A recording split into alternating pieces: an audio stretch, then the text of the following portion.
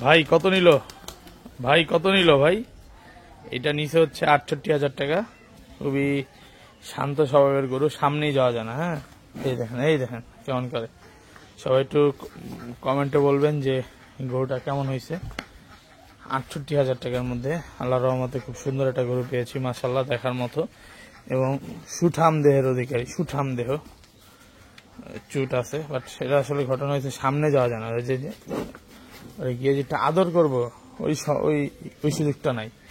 সে গুতা মেয়েরা একদম সবকিছু ওলট পালট করে দিচ্ছে, বুঝছেন? মাশাআল্লাহ, খুবই সুন্দর একটা গরু। আদর করার চেষ্টা করি, দেখেন।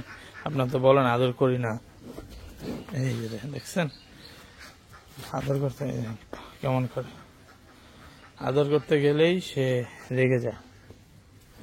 বাহ, চমৎকার।